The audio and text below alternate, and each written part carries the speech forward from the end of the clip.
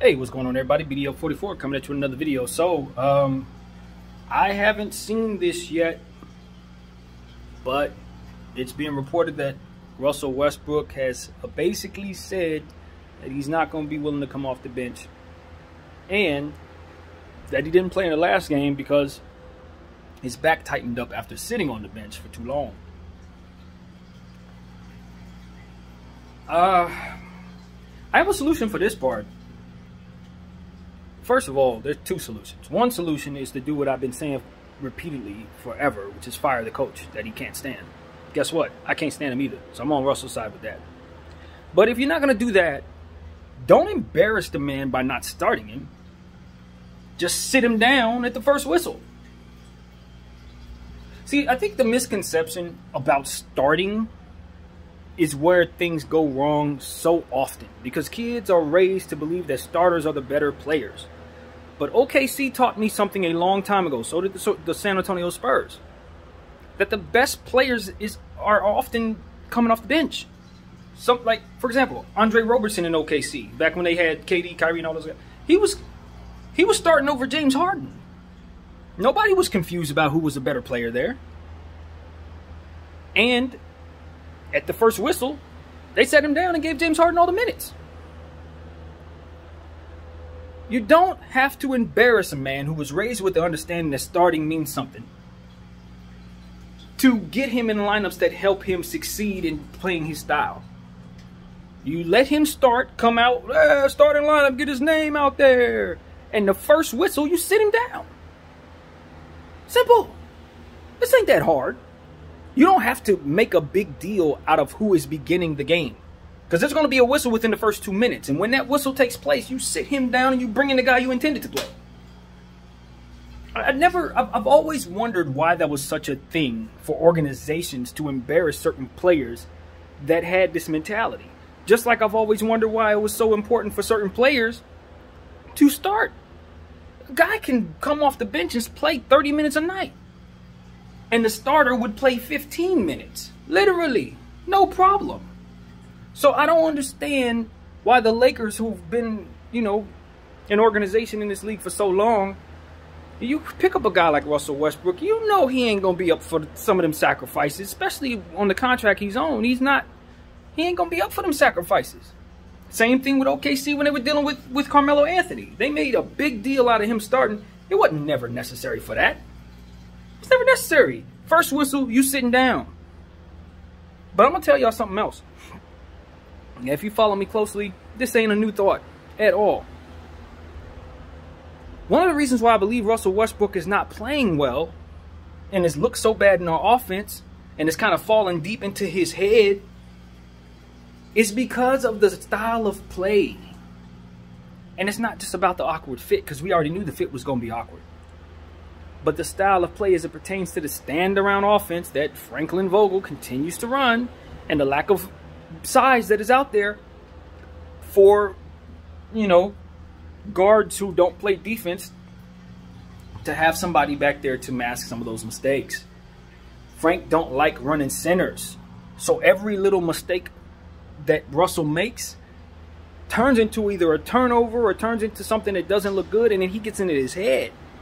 And now he's in a hell of a slump. He didn't start the season looking that damn bad. That came over time. Probably leaving the game, hearing these guys on the media talking all this stuff, running his blooper reel every day. It got to the man. It get to most. You understand what I'm saying? As we all said, we've heard 100 times, he's averaged the same amount of turnovers his entire career. But now it's a thing because he's a Laker. And you got Skip and Shannon on TV running the blooper reel every day. That's going to get to a guy. He home.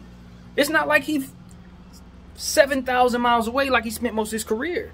When he go outside, he sees his homies. They all watching this stuff. They all laughing. I mean, it comes to a point where you just got to understand the position you've put a player in and fix it. Don't blame him like you've been doing, scapegoating him for every problem that you got. knowing that your front office ain't running things correctly, knowing that you paid THT when you shouldn't have, knowing that the situation with your mid-level didn't work out, knowing that you put a bunch of old guys on this team with $1.6 million a piece and then asking them to play big roles. These are real problems. On top of that, you got this coach out there who don't respect size, don't have no offensive mind, don't nothing. How the hell are you going to put a team together that doesn't fit and then have a coach down there that can't make it fit and then let him go all throughout the season making the same mistakes over and over again? And then you let the media, without any response saying we're backing this guy up, Russell Westbrook, or we got his back, or putting him in positions to be successful by putting him in lineups that allow him to be himself, you don't do nothing to adjust to what you're clearly seeing is the deterioration of his confidence. You let it get this damn bad, and then you get mad at him for bucking the system. I'd be bucking y'all too. I'm with Russell Westbrook 130% on this one. Y'all have messed this up. That's all it is. Y'all messed this up, man. It ain't just the roster. It ain't just Russell's problems. It ain't just the fact that we're old. It's all of that together that is the problem. And not enough conversation is being said about just the choices that the coach uses with what he has. And then you guys ain't got him a center. I told you, the most important thing we needed to do was disarm him from this small ball bull crap.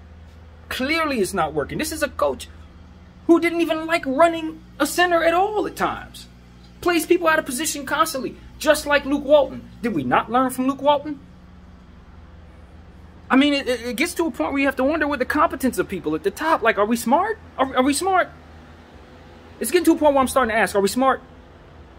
Because we hired a coach that did some dumb stuff, fired him, and then hired another coach that does the same dumb stuff. See the correlation between the coach that you have, the style of play, and the value of the players that are on your team, because those things come together. See the correlation with having a center on the floor masking the problems of a guard and seeing his confidence and his deterioration of that confidence based on his mistakes being magnified. See the correlation. Have some accountability there at the top. Because at this point, as a fan, as bad as Russell's looked, I'm on his side. I'm with him. Nah, y'all shouldn't be benching him. No. Why? Because you have allowed this to get this bad. Now sit there and lay in the bed with it. Because bringing him off the bench ain't going to change nothing. Why? Because the coach that you got ain't going to put him in position to be successful when you do. And he knows that. I know that. I've been screaming it all season. Your biggest problem is your coach. Why? Because he doesn't know how to get nothing out of anyone on this team, not named LeBron and Malik Monk. Even AD looked bad to start the season because of the stupid offense he got running around there. Because of his choices. Who in their right mind is going to put some of these players together? I mean, come on. Running Carmelo Anthony at the 5, every single metric could tell you that's a failure. Starting Wayne Ellington at the 3. Who in their right mind gonna do that? See, guys like Stephen A. Smith, they don't watch this team as closely as someone like myself. They don't know how bad these decisions have been on a night-in, night-out basis. He's horrible, man. He is Luke Walton Part 2. He puts the wrong stuff on the floor all the time. And all I keep hearing is excuses. Well, the small ball is going to work. When? When is it going to work? Small ball is going to help the team because you know the spacing is bad when you have Dwight and Westbrook on the floor. Show me where that has ever even been tried. Every time I see Dwight come on the floor, he gives us exactly what I ask him to do. Rebound the ball. Offensive rebound, second chance points. Mask the mistakes of the guards that can't play D. These are things that you need on the floor no matter what you're doing. Unless you have defensive guards, for which we don't. The basketball IQ here is on the ground. Not to mention that you'll have literally so many isolation situations. No matter what team this guy is coaching, he always makes sure that we're in isolation situations. I don't see James Harden down there. I don't see Kobe down there. I don't see Kyrie down there. Why the hell are we ISOing? And then the switching. You switch on every play all the time with players out of position. Where's the success coming from there? I have pointed out Russell Westbrook as a problem because he's part of it. But make no mistake about it. I know for a fact, if you put him in a different lineup, he's going to play better. Because he's done it his whole career. Think about this. He didn't start looking like this till he got here. Well, you think a player was a Hall of Famer and all of a sudden overnight just turned into somebody stupid and couldn't play no more? No. His mind is deteriorating. His mental health is deteriorating. He's getting deep into himself. His confidence is leaving him when none of this is even really his fault. You put him in positions to be successful and he'll be better. He's won an MVP. Am I supposed to forget I've seen that? He's never been that great of a defensive player. He's never been that efficient of a ball handler. He's never been an efficient scorer. But he's won an MVP. Why? Because he can give you a triple-double every single night. Why can't he get a triple-double every single night on this team? Why? Because the offense, from possession to possession to possession to possession, does nothing for putting him in positions to succeed. I know this. I watch it. I see it. You're exploiting him on D, having him guarding people he ain't supposed to be guarding. You put guys like Stanley Johnson on centers. I'm with Russ. I'm with Russ. As bad as he's looked, he's right. Because I know that him looking bad has come over the course of being in these bad lineups and these bad situations and having those mistakes that he makes magnified by people who are making fun of him in situations where those mistakes shouldn't even be made because he should be in situations where they shouldn't even be there. And the organization has done nothing to back him up. All they've done for the situation is try to choose the coach that sucks over him. When you knew his contract was bad when you brought him here, you knew you didn't have any assets and you were depleting the last of those assets to bring him here, but you still haven't thought smart enough of yourselves to see how the coach himself is the brain trust for why certain things happen on the basketball floor. The roster could be as it is. You know what Tibbs would do? He would shrink that roster. He would only be playing 7 players every night. It doesn't matter who's on the back of the damn bench because nobody would play who couldn't play. Think about it. The guy played Avery Bradley 35 minutes at shooting guard in the last game.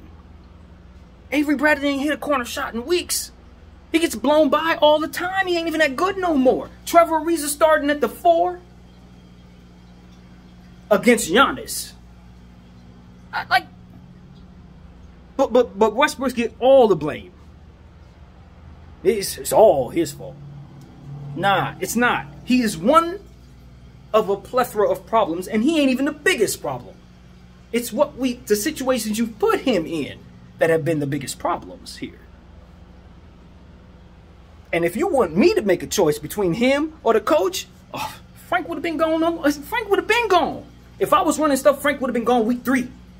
We would have had a coach in here with a system in here that worked a long time ago. Westbrook would probably be averaging a triple-double once again with LeBron on the floor. Because there are ways to do it if you have a good enough mind to put them in positions to do so. Frank be looking around like, oh, well, let me see, man. I trust my vets. Why? They haven't done anything for you. Why do you trust your vets? Why are you putting DJ on the floor when everybody with eyes can see that man don't have nothing left? He ain't got nothing left. And you letting Dwight sit there. And every time you play him, he do something good. But let him get 1 foul. You don't see him for 3 days. If that ain't something personal against Dwight, make it make sense then. If this ain't some old, I'm mad at him because he beat the hell out of me in Orlando when I used to coach the Pacers bull crap, let me know. Let me know. Because I'm not seeing that. What I'm seeing is somebody who clearly is treating this man like he slept with his wife or something. Same way he treated Montrezl Harrell. I don't want to see this man on my floor no more, man. As a Laker fan, I need him gone today. Choose Westbrook. Choose the MVP. Choose the guy that's made 1 million All-Stars. Because he's in his head because y'all have allowed his mental health to deteriorate. That's why he look as bad as he do. He can't make a layup. When was the last time you seen an MVP look this bad anywhere? Now, mind you this. What does Kuzma look like now that he's left? Did my guy not have a triple-double in the last game? When he was playing under this guy, what was he averaging? 5 points. Couldn't get nothing going. Don't you see the correlation? Does it not hit y'all that maybe, just maybe, The guy that's putting everyone on the floor and putting them in positions to do what they need to do is the guy that's making all of this go wrong. I see it. And people who are saying it's not his fault, they don't watch. They don't see it. Or they don't have the basketball mind to know what the hell they're looking at. I used to be that person, so I know the difference. I was like that when I was a kid. I didn't know what I was looking at. You grow, you learn, you apply. Apparently the Lakers don't do that. Because we keep going through the same cycles. No learning. Same cycles. It's obvious to me that Jeannie needs help. Jeannie is not apparently a basketball mind. She's got money. Her father was a guy with basketball mind and money, but she's just a person who's ready to pay. She's trusting people. She needs people around her she can trust, as opposed to the people who are advising her to do the things that she shouldn't be doing. That is what's apparent to me. There's nothing wrong with that, fam. She just needs the right people around her. Who she got telling her to do this stuff is wrong. They are wrong.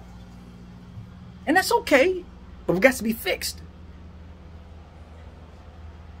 And LeBron, if you don't have the power, you should, fam. If you're the player that everybody says you are, it ain't the time to be sulking and drinking wine, my brother. It's time for you to get to the drawing board, sit down with that owner, and tell her what you see.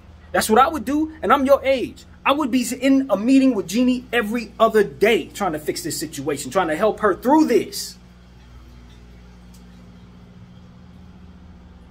Because that's what needs to happen if you're going to ever win a championship in this uniform again.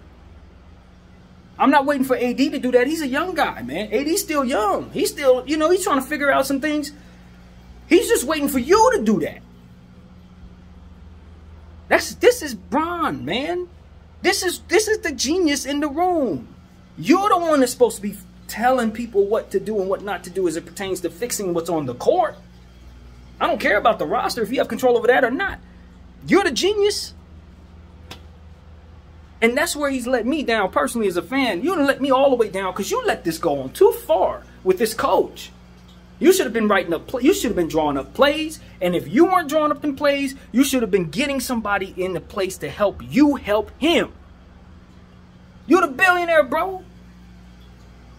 If I can't create the offense, I'm going to hire somebody. I don't care if I got to go to Ukraine to find an offensive genius. I'm going to find one. He's going to give me plays, and I'm going to relay those plays to coach. That's how that's going to go. I'm not going to let my team look like this.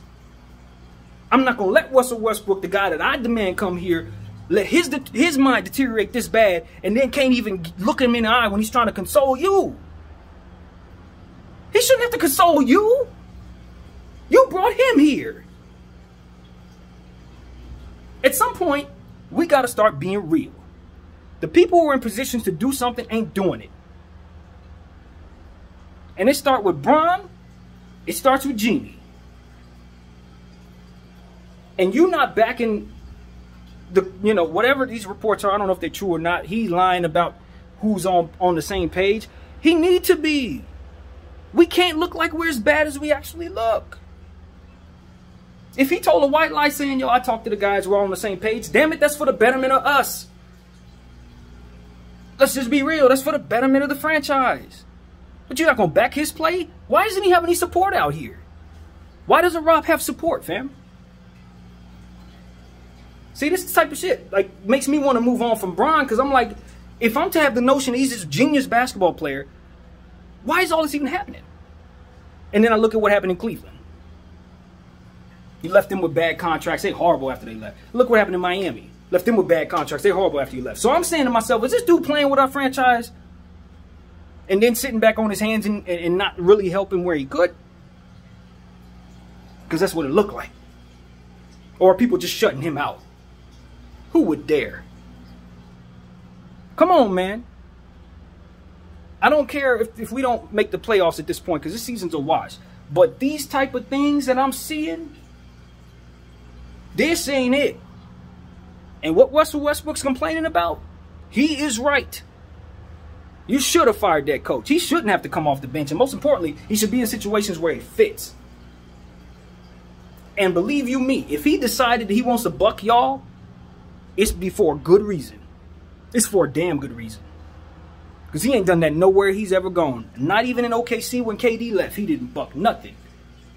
He drove their tank. When he was in Houston and they got rid of Clint Capella and left him out of center, you think he was complaining? Left him with James Harden, you think he was complaining? He stood his ground. He was in Washington, got traded to Washington. Did he complain there? Never. He made the most of it. Suddenly he comes here and everything's just, he can't get, no, it's y'all. And people, fans like myself, gonna call it out. So Russ, I'm with you. They failed you. And most importantly, they failed us. If I wasn't a Laker fan, I wouldn't give y'all another moment of my time. I swear to God, I wouldn't. As bad as y'all run this thing into the ground for the third time in my lifetime, I've seen y'all run this damn thing into the ground.